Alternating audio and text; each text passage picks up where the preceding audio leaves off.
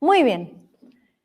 Perfecto. Tenemos con nosotros a Wendy Ramos. Yo diría de ti, Wendy, que eres actriz, payasa de hospital, comunicadora, revolucionaria, sensible, fundadora de Bola Roja de Perú, los payasos de hospital de allí.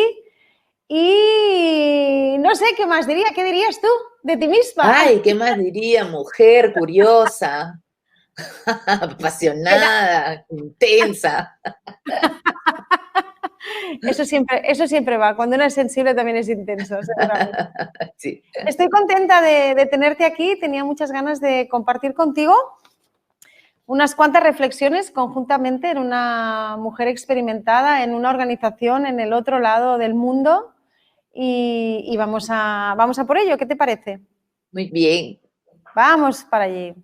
Una de las primeras cosas que tenía ganas de comentarte, yo me acordaba, ahora nosotros este año hemos hecho 20 años, y una de las cosas que más me impresionó cuando yo entré por primera vez en un hospital fue cómo eran capaces de convivir humor y dolor en un mismo espacio. Eso fue algo que me rompió la cabeza, realmente, ¿no? Fui consciente tiempo después cómo culturalmente no nos habían enseñado, o lo poco que yo había aprendido y me habían enseñado, a que en un momento de máximo dolor y sufrimiento en la vida, realmente el humor jugaba un papel terapéutico fundamental, ¿no? Y era una de las primeras cuestiones con las que tenía ganas de empezar. ¿Tienes ganas de compartir con nosotros Sí. qué piensas sobre esto tú?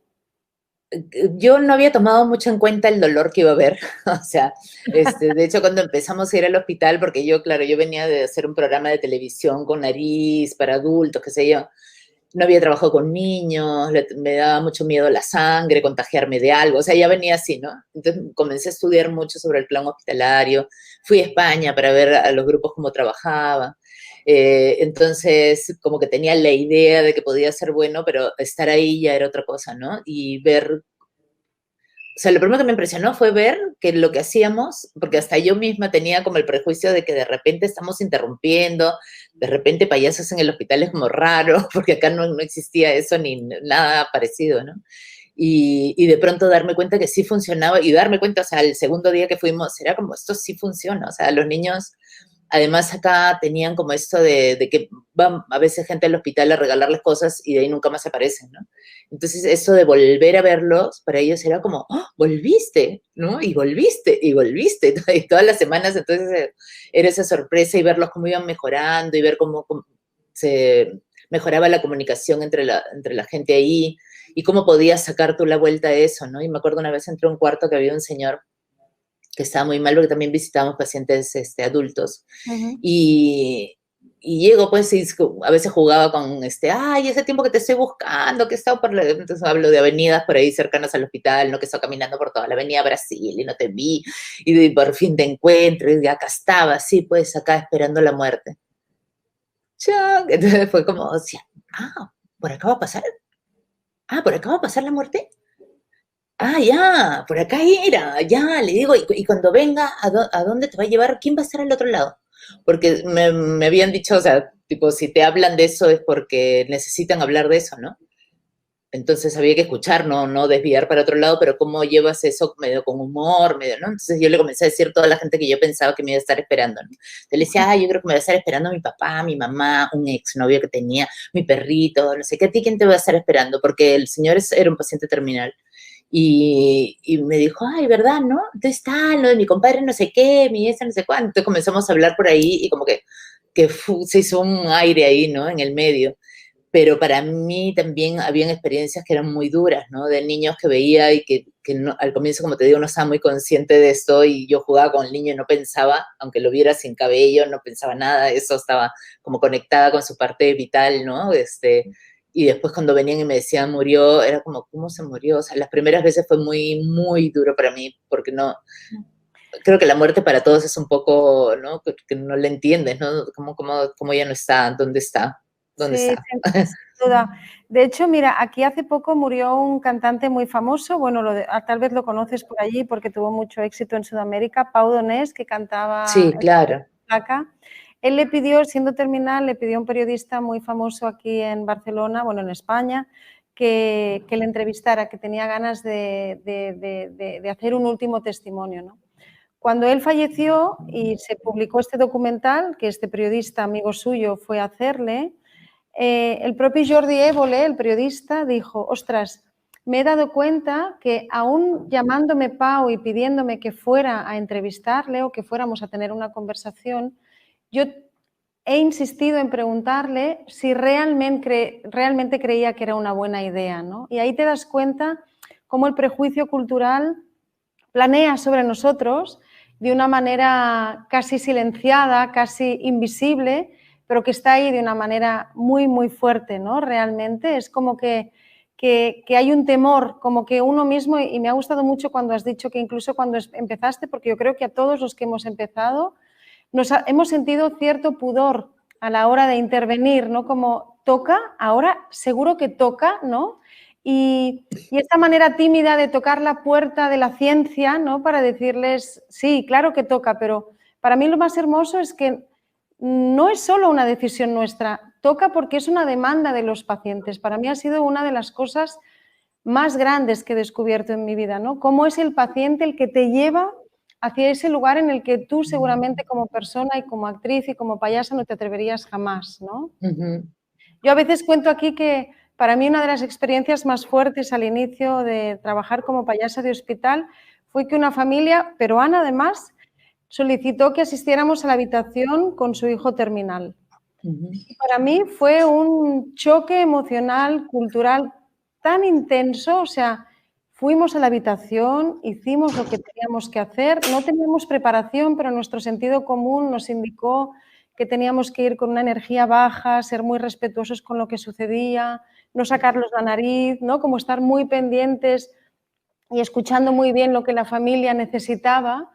Y recuerdo que al salir de allí nos fuimos al office y yo tiré la nariz roja porque entré en una contradicción tan profunda, en una cosa tan difícil, pero después de ello tienes que aceptar que esa familia te lo ha pedido y que es lo que ellos quieren y que nosotros somos un vehículo y que hemos de hacer caso de lo que ellos piden, ¿no? Sí, a mí me sirvió muchísimo sentir que, o sea, que no había otra manera de acercarse en un momento tan difícil, porque claro, cuando nace un niño, vengan todos, fiesta, ¿no? Pero cuando alguien va a morir, se cierran las puertas, al menos acá es así, ¿no? O sea, hay como mucho, ¿no? La muerte, y se cierra, y yo he ido a un montón de casas, a las casas de las personas, de pacientes que salían del hospital ya a morir en su casa y que nos permitían entrar, ¿no? Y era alucinante, ¿no? Como, o sea, aceptaban que un payaso estuviera ahí, y pasaban cosas increíbles en ese tiempo, ¿no? Porque claro, como todo el mundo está mirando la herida, el paciente se siente como full, la enfermedad por encima de todo, y de pronto viene el payaso y ¡tica! ¿no? Y mira donde hay vida todavía, donde la parte sana, ¿no? Y eso hace que la gente despierte. O sea, yo he visto cosas alucinantes como payasas y en lugares bien difíciles, Cuéntanos alguna, Wendy, cuéntanos alguna. Mira, en Iquitos hay un centro que tiene pacientes terminales de SIDA. Y entrábamos, y me acuerdo que yo tuve que entrar primero para ver cuánta gente había, para ver cuántos payasos entrábamos. Y entonces entré y era bien fuerte, porque eran como un montón de cuartitos y pasabas y veías, o sea, la muerte sentada en las camas de la gente. Y pasabas y era como todo bien, además era un lugar muy pobre, entonces también eso afectaba la visión esta, ¿no? Entonces conté, salí, llamé a los payasos y cuando entramos, yo entré primero, entonces me fue el último cuarto, porque era como un pasadizo con cuarto, un solo pasadizo. Y entonces estuve con el paciente que estaba al fondo, que también estaba echadito, así, ¿no? Bueno, la cosa es que de pronto comenzamos a jugar con unos juguetitos chiquitos que yo había llevado. Acá hay una cosa, casi digo una cosa que para ustedes suena horrible, que es una grosería terrible para ustedes, pero para nosotros es comemos pollo, un pollo que se hace.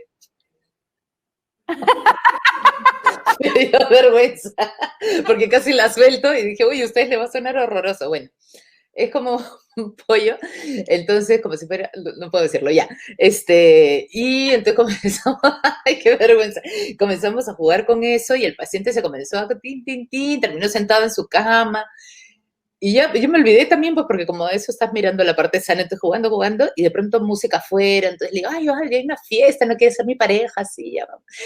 Entonces se paró, agarró su cosa del suero y nos salimos. Y cuando salgo era una fiesta afuera, o sea, en todos los cuartos, todos están cantando, la gente bailando, algunos echaditos en su cama, pero siguiendo la fiesta con maraquitas, tocando. Y yo aluciné con eso. Y lo dije, ¿la muerte dónde está? Dije, la muerte le tiene miedo a los payasos. La muerte se ha ido. Y está mirando de afuera por las ventanas, a qué hora nos vamos para volver a entrar, porque eso es lo más alucinante que yo he visto, así, del cambio, porque además como estuve yo solo con mi juego y no estaba pendiente de afuera, y cuando salí y vi la diferencia fue bien fuerte, ¿no? Y Claro. nosotros hemos ido a cárceles, a hospitales psiquiátricos, a asilos, o sea, hemos probado también un montón de lugares. Y lo que tú decías, ¿no? O sea, como que habían sitios donde la primera vez que íbamos, no sé, a oficinas, por ejemplo, y decíamos, uy, de repente van a decir qué hace esta gente acá, que se vayan, que estamos ocupados trabajando. Nos aparecíamos pues, porque esas oficinas que son como laberintos y un globito, ¿no? Que se aparecía por encima de la persona que estaba trabajando y era como que... Y de pronto burbujitas por aquí, ¡pum! Y comenzamos a aparecer así medio con miedo, que no nos van a botar. Y la gente, ¡ay! ¡Pum! Y todo el mundo inmediatamente ya estaban jugando y estaban dispuestos. Y eso nos pasó en todos los sitios donde metíamos la nariz, hasta en zonas de desastre. O sea, era como bien, bien fuerte como la gente sí estaba lista para recibirnos, ¿no? Sí, porque Si mides, si miras. sí, mientras hay vida uno se aferra a ella con una fuerza tremenda. Porque también es muy curioso porque, no sé en Perú, pero aquí existe un prejuicio enorme con la figura del payaso, ¿no? Aquí diríamos que está bastante integrado que el payaso es para niños, ahí hay poca discusión, pero hay una gran brecha, creo, cuando el payaso se dirige a personas mayores de 15 años. ¿No? No sé si en Perú también existe ese prejuicio hacia el payaso. Mira, acá el clown, o sea, ese tipo de clown, no payaso de circo, sino el otro tipo de clown, empezó acá con un grupo en el que yo estaba, que se llamaba Pataclown. Eso fue en 1990. No había acá ningún referente de nada. Ustedes empezaron antes, pero acá no había nada. Entonces fuimos como el primer grupo y fue bien importante porque hicimos obras de teatro que se llenó, o sea, abría la taquilla y en media hora ya no habían entradas y llenábamos teatros de 900 personas y un año de temporada y nunca habían entradas, o sea, fue una cosa así. Y ese grupo mismo nos ofrecieron tener un programa de televisión, entonces, pum, o sea, voy a que el nivel en el que la gente nos puso, por haber sido el primer grupo que trabajaba así, hizo que la gente nos viera de otra manera, a los payasos acá. Yo sí siento también diferencia cuando voy a otros países de cómo ven al clown a cómo lo ven acá porque acá la gente conoció al clown con un grupo que tenía mucho éxito, con un grupo que llenaba salas gigantes, que tuvo un programa de televisión, que terminó en el año 2000, pero se ve hasta ahora. O sea, tú entras a buscar en YouTube y la gente lo sigue viendo todos los días, ven, o sea, lo pasaron hasta hace poco todos los días en la televisión. Y era, como te digo, para adultos, ¿no? Entonces hay una imagen diferente acá del payaso. Ah, Entonces tiene como un cierto estatus, ¿no? Yo en Bola Roja funcionó desde el 2001 al 2016. En el 2001 yo empecé con 12 alumnos en la sala de mi casa y cuando cerramos Bola Roja teníamos una escuela que albergaba 1.200 alumnos al año. wow. O sea, 1.200 alumnos al año y la mayoría no eran, claro, porque yo cuando dicto talleres en otros países, los que van son actores, son clowns. Acá la gente que va a tomar talleres son ingenieros, abogados, médicos, psicólogas, maestras, o Bueno. sea, gente que viene más por motivos personales también, ¿no? Entonces los talleres era como una locura la cantidad de gente que interesada más por un tema personal, como te digo, que por ser payasos o subirse a un escenario. Ok, qué cambio tan fuerte, porque es curioso, ¿no? Que es la máscara más pequeña del mundo y realmente genera un impacto en uno, porque trabajar el payaso es una cosa compleja, difícil, ¿no? Hay que saber encontrar esa vulnerabilidad en tu interior y ser capaz de mostrarla hacia afuera y que los que están fuera se rían contigo de esa Contigo, vulnerabilidad, claro. ¿no? Que supone una exposición grande, yo creo que por la que pasamos todos, ¿no? A la hora de practicar este método. Tienes una charla muy bonita que cuentas un poco qué ha significado para ti la nariz roja en tu vida. ¿Quieres compartir así de manera un poco más escueta que ha supuesto para ti. Sí, a mí me cambió la vida totalmente, ¿no? O sea, de hecho, la forma de mirarme, de ver mis problemas. Me acuerdo que una vez tomé un taller donde tenías que hacer un títere del, como la cosa que más te impedía hacer todo lo que tú querías, ¿no? O sea, algo en ti que... Y eso lo convertí en un títere. No te estoy contando la charla, perdón, otra cosa. Entonces hacías un títere de eso y ya, pues entonces yo decía ya, y tu títere como que tenía toda esa cosa fea tuya que a ti no te gusta y interactuaba con los títeres de los otros, ¿no? Que también eran sus cosas que no les gustaban, que lo frenaba. Y de pronto le dice, y ahora pónganse la nariz y que tiene que interactuar tu payasa con eso que a ti te hace tanto daño, que tanto te molesta, que tanto te fastidia. Y mi payasa decía, ¿qué? O sea, miraba al títere y le decía, no, no, eso no es un problema.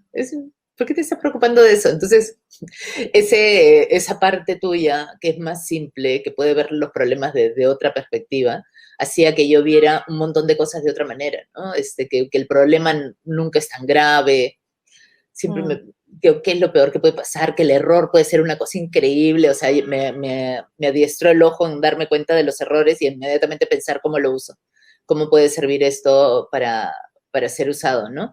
Y lo más importante creo que me dio el clown fue estar bien consciente de qué es lo que yo quiero y lo que yo no quiero, ¿no? Porque creo que te hace salir de como esas fajas del aeropuerto que te paras y solamente vas, y hay muchísima gente que está ahí, ¿no? Que está solo haciendo lo que se supone que tiene que hacer y en un momento pierde contacto con qué es lo que de verdad quería, ¿no? Entonces, como el clown todo el tiempo le tiene que mostrar al público qué es lo que siente, entonces veo esto y, ¡ay, me asusto! Y le digo al público, me asustó. Veo esto, ¡ay, me enamoré! Entonces, está como que...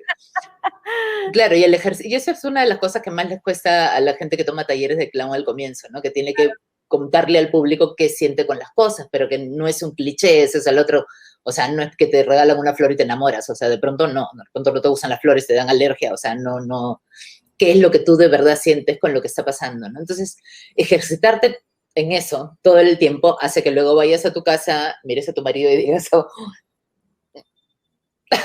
Eso ¿no? sí, eso no. ¿No? O estás en tu trabajo y, ¿qué? Entonces, ¿a dónde está el público para decirle, ¿por qué estoy acá? No, de verdad no me gusta estar acá. Entonces comienzas a estar más consciente de qué te da placer, de qué cosa te gusta, qué cosa no. Ya no puedes ir por la vida en tu faja sin ver nada, ¿no? Sí, Eso para mí ha sido como lo más importante. sí, sin duda, porque el nivel de compromiso con la verdad es tan grande cuando haces payaso que no hay manera de huir.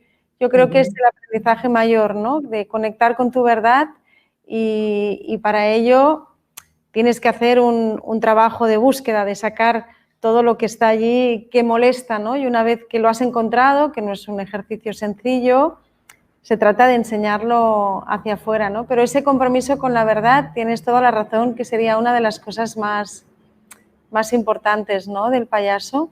Yo no sé si a vosotros os pasaba allí, pero a nosotros aquí, entre este prejuicio que hay con el payaso, porque sería el payaso y el teatro infantil, diría que son las subcategorías del teatro, ¿no? Es decir, está el teatro y por debajo está el payaso y el teatro infantil o familiar, ¿no? Sí, claro. Y es curioso porque también hay como, bueno, si te acercan personas a dar por hecho de que, oye, que hacer de payaso, pues oye, que lo puede hacer cualquiera, ¿no? Que esto, si uno es un poco, nada, espabilado y un poco chistoso, escucha, nada, esto es un pim pam, ¿no? Ostras, cuando entras a trabajar como payaso de hospital te das cuenta que necesitas esa base de payaso sólida porque vas a estar improvisando muchas horas, que además integras todo un conocimiento que tiene que ver con el mundo médico y sanitario y también mucho que ver con la psicología, porque empiezas a tener en cuenta cómo funcionamos las personas en un aspecto psicológico, ¿no? Más intangible, y qué respuesta das tú emocional a eso que sucede, ¿no? Y a veces es casi como, bueno, de hecho en España es un insulto, o sea, aquí es un insulto. Aquí cuando la gente, a alguien no le cae bien o considera que hace una tontería, pero en plan negativo, le dice, este es un payaso, ¿no? Esta es una payasa. Sí, acá también. A los También, políticos. exacto. Con un desprecio que dices, me cachis en la mar, pero es difícil hacer esto, no es una cosa sencilla, ¿no? Y además es muy similar, no sé qué opinas de esto, ¿no? Pero también es muy similar a lo que le sucede a médicos, médicas, enfermeros y enfermeras, ¿no? Ellos, una vez que han acabado la carrera, pasan a ser residentes y siguen aprendiendo en la práctica en el hospital, que de hecho para un payaso de hospital es exactamente lo mismo, es decir, tú recibes un marco teórico y después te sueltan en el hospital y ahí viene realmente un aprendizaje Claro. de fondo, ¿no? Es curiosa esta similitud. ¿Vosotros también habéis tenido ese aprendizaje, además del marco teórico de aprender realmente en el hospital? Sí. Al comienzo, claro, al comienzo nosotros empezamos también probando con información de aquí y de allá, ¿no? Entonces íbamos juntando por pedacitos yo, ¿no? Entonces empecé como, además pensamos que íbamos a tener como financiamiento porque veía que los demás grupos era así, ¿no? Entonces, y yo Ay, comencé hemos a ir al tenido un hospital. problema Ay, técnico ok. con Wendy. Ay. Bueno, las cosas del directo, estas cosas pasan, ya sabéis. Suficientemente bien estaba yendo, ya estaba yo contenta. ¿Lo podemos arreglar? Ahí te tenemos, Wendy, perdona, se ha parado un momentito. Ya, yo te veo a ti congelada. Ah, bueno, No pues no. importa si ustedes lo ven bien. Sí, siguen, me dicen que sigas, no hay problema. Ya, yo me olvidé que estaba hablando. Me decías que cuando empezasteis fuiste a buscar financiación. Fuimos a buscar financiamiento y no lo conseguimos, y yo estaba desesperada por empezar y dije, bueno, voy yendo mientras conseguimos. Entonces comencé a ir y habían alumnos míos que también querían ir y yo les decía, no, espérense porque ahorita vamos a conseguir financiamiento y cuando consiga ya, vamos. Y yo seguía yendo y ellos, pero yo también quiero ir, ya, bueno, vamos. Y así comenzó a entrar uno y nunca conseguimos financiamiento. Estuvimos trabajando 15 años, nunca conseguimos el financiamiento, nos sosteníamos con la escuela, por eso que hicimos crecer la escuela también. Como te digo, teníamos 1.200 alumnos al año y con eso era que se pagaban todas las cosas que hacíamos, ¿no? Entonces, al comienzo, como íbamos aprendiendo también, o sea, y yo comencé a hacer talleres de lo que yo estaba aprendiendo también, porque había cosas que metíamos la pata y decíamos, uy, apunta esto, ¿no? Talleres de bioseguridad, también comenzamos a tomar con médicos, pero, o sea, medio aprender en el camino.